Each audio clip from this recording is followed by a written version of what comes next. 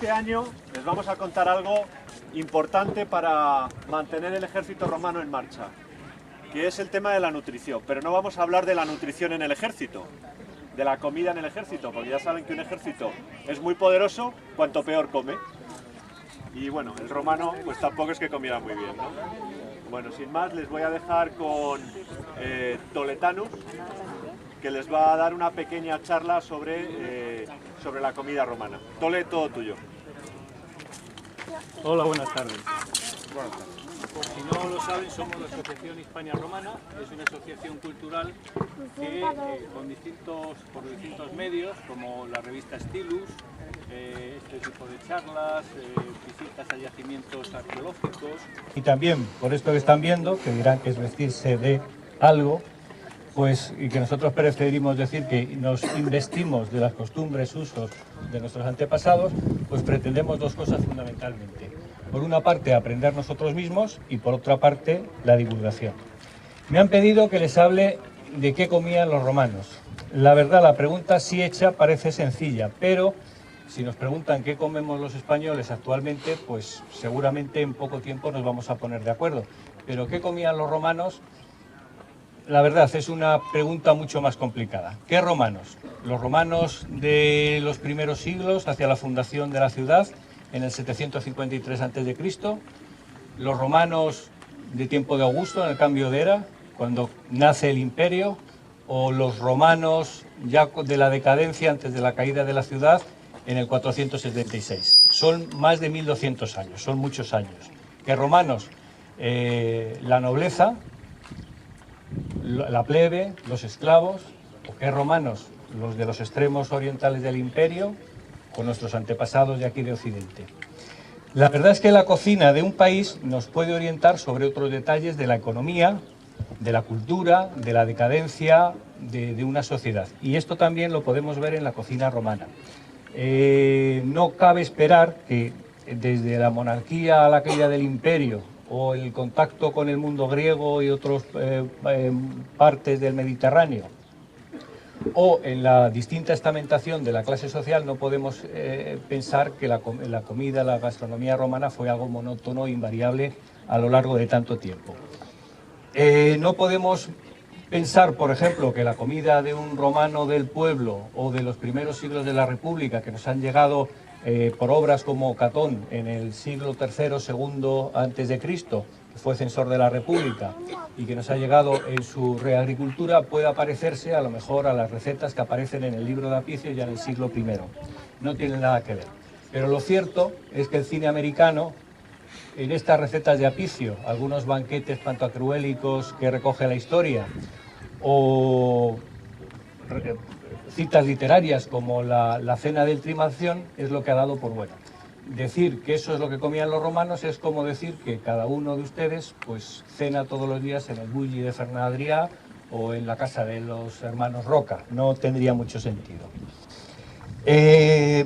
Vista esa visión hollywoodiense de la cocina romana, hay que decir que es cierto que eso se dio, pero en buena parte eso lo sabemos porque ya la gente de aquella época vio como un exceso todo aquello.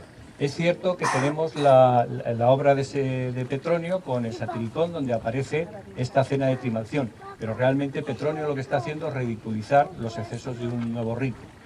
Cierto que, por ejemplo, Calígula se dice que disolvió perlas en vinagre para beberlo, en un exceso de gasto en una cena, como también había hecho previamente Cleopatra, por presumir de ese gasto. Cierto que Vitelio, que fue uno de los césares que siguieron a Nerón, pues las ciudades por donde pasaban eran arruinadas, según cuenta la historia, por las comilonas, por las cenas, por los banquetes que les obligaba a servirle. De Apicio, el que les comentaba anteriormente, que fue un gastrónomo que vivió entre Augusto y Tiberio, pues también era un excéntrico de la gastronomía. Se dice que, habiéndole indicado que en África aparecían langostas descomunales, no se le ocurrió más que fletar un barco, irse a las costas africanas. Cuando llegó allí, habló con los pescadores que había en la zona, vio que las langostas eran igual que las de las costas italianas, se enfadó y sin siquiera llegar a tomar puerto se volvió a su casa. Y también dicen que cuando con ese dispendio su fortuna empezaba a flaquear, pues no se le ocurrió más, viendo que no podía seguir ese tren de vida, que preparar una gran cena y luego suicidarse. Y así no tuvo que pasar hambre. Bueno, si esto es cierto, la verdad es que muchos otros romanos se caracterizaron por lo contrario. Y no sé, tenemos por ejemplo políticos como César, Augusto, Marco Aurelio, pensadores como Séneca, Musonio Rufo, Epícteto, literatos como Horacio, que fueron ejemplo de moderación en sus costumbres gastronómicas, y se podrían citar. Lo primero que cabría preguntarse a la hora de hablar de qué comían los romanos es si comían bien, de su nutrición. Seguramente, si comparamos la alimentación de un romano con otros pueblos de su época, comerían bien, o al menos no comerían peor. Si lo comparamos con los estándares actuales, comían mal. Y esto se ve, por ejemplo, en la longevidad de un romano. La vida media de un romano se calcula por los estudios arqueológicos, osteológicos, de lápidas y demás, que en una provincia civilizada, bien romanizada, como podría ser la Bética, podría rondar los 40 años de edad. Eso no quiere decir que no hubiera un romano que viviera 90 años o 100, que se han encontrado más de un esqueleto, pero esa era la media. Y en las zonas periféricas del imperio, sin irnos de la península, en la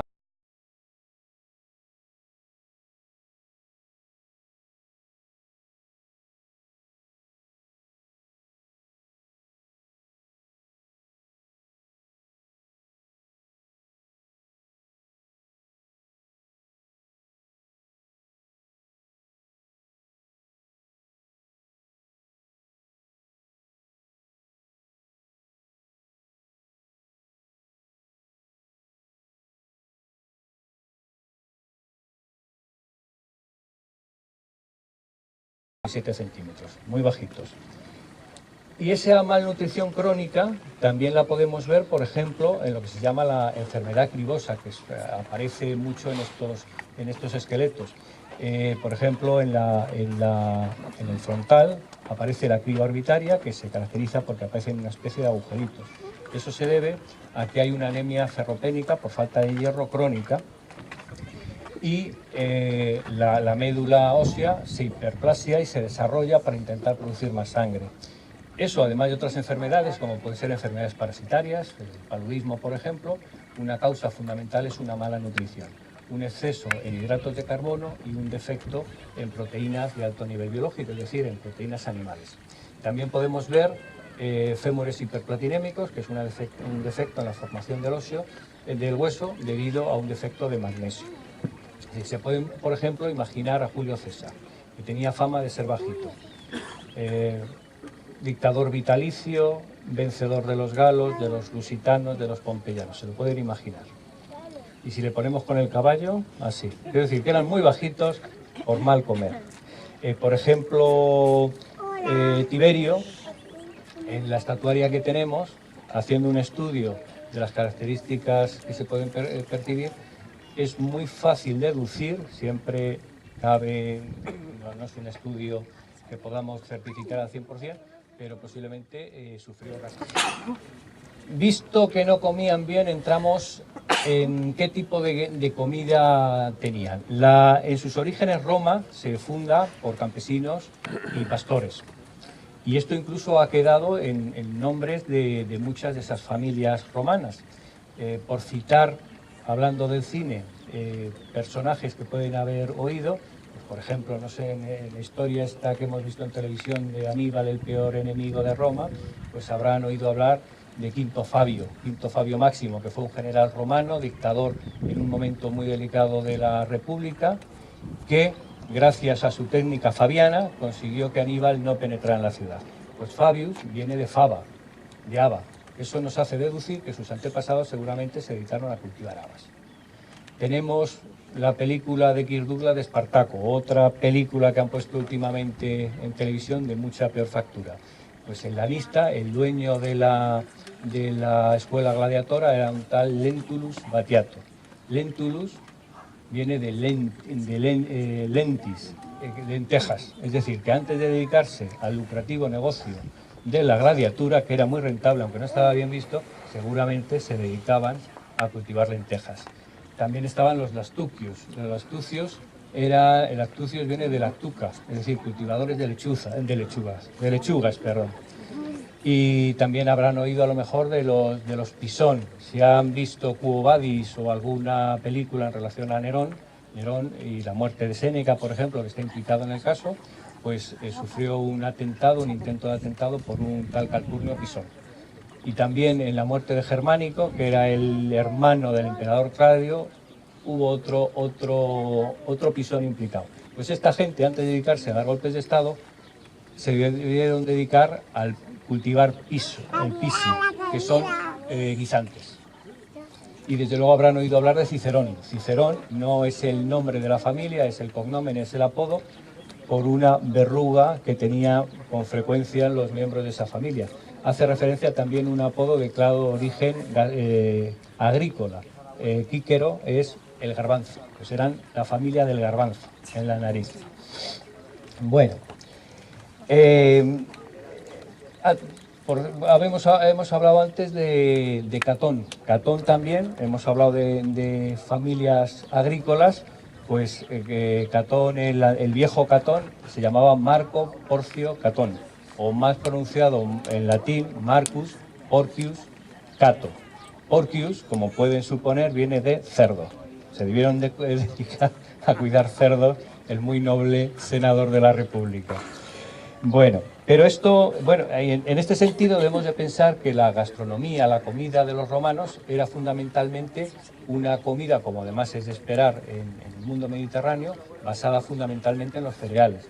Primeramente en el farro, que es un cereal que ahora prácticamente nadie conoce, la espelta, la cebada y, sobre todo, según se va metiendo la final de la República e Imperio, el trigo. A lo que se acompañaría pues de una dieta fundamentalmente hortofrutícola, vegetales, algunas verduras de temporada hervidas fundamentalmente, y con el tiempo los romanos se hicieron bastante aficionados al pescado. Pero incluso el pescado no fue algo habitual en la dieta de los primeros romanos, como sabemos por Virgilio. Bueno, pero es que además, incluso cuando los romanos de cierto nivel se podían permitir algunos lujos gastronómicos, no habían visto esos gastos. Existían una serie de leyes, sobre todo en la Alta República, las leyes suntuarias, que impedían el derroche. Por ejemplo, tenemos la ley Fannia Quivaria del año 161, que no es mala época, sería unos 30-40 años de vencer a los cartagineses en la Segunda Guerra Púnica, es decir, el Mediterráneo ya era de los romanos, y unos 11 años de la destrucción en la Tercera Guerra Púnica de Cartago. Pues aún siendo un momento de bonanza para los romanos, en la ley Fannia Quivaria les obligan en las comidas privadas no públicas a una serie de restricciones. Por ejemplo, no pueden comer aves, salvo la gallina, y siempre que la gallina no esté cebada, si no, multas. Y no pueden invitar a más de 3 invitados, o 5 como mucho, si es día de mercado. Es decir, no era un pueblo en ese sentido derrochador.